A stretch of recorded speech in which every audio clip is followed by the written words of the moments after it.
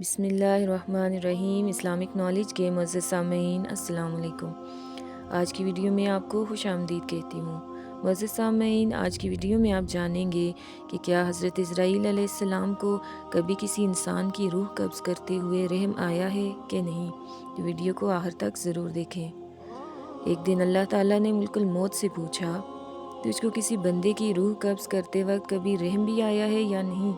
ملک الموت نے عرض کیا کہ اللہ رب العزت، مجھ کو 2 انسانوں کی جان نکالنے میں بہت دکھ ہوا تھا۔ اگر تیرا حکم نہ ہوتا تو میں ہرگز ان کی جان نہ نکالتا۔ ارشاد ہوا، بتاؤ وہ لوگ کون تھے؟ عرض کیا، ایک تو وہ بچہ تھا جو نیا پیدا ہوا تھا اور اپنی ماں کے ساتھ جہاز کے ٹوٹے ہوئے تختے پر بے سر و سامانی کی حالت میں بحر بے کراں میں تیرتا جا رہا تھا۔ اس وقت اس بچے کا واحد سہارا تمام کائنات میں اس کی ماں تھی، تو مجھے حکم ہوا کہ اس کی ماں کی روح قبض کر لے۔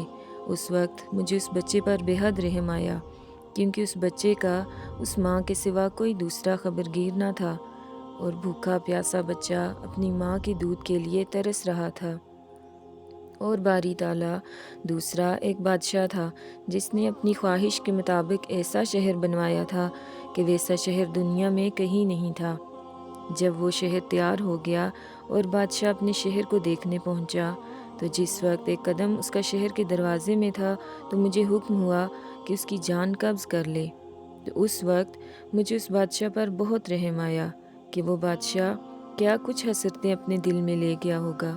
اللہ تعالیٰ نے فرمایا، اے اسرائیل، تمہیں ایک ہی شخص پر 2 بار رحم آیا، کیونکہ یہ بادشاہ وہی بچہ شداد تھا جس کو ہم نے بغیر ماں باپ کے بنا کسی سہارے کے سمندر کی تیز و تند لہروں اور طوفانوں میں بھی محفوظ رکھا اور اس کی حشمت و ثروت کی بلندیوں پہ پہنچایا، اور جب یہ اس مرتبے کو پہنچا تو ہماری تابعداری سے منہ موڑا اور تکبر کرنے لگا اور آخرکار اپنی سزا کو پہنچا۔ محترم سامعین اکرام، اگر ویڈیو پسند آئی ہے تو لائک کریں، چینل پہ نئے ہیں تو چینل کو سبسکرائب کریں اور بیل نوٹیفیکیشن ضرور آن کر دیں۔ اپنے پیاروں کے ساتھ ویڈیو ضرور شیئر کریں۔ شکریہ۔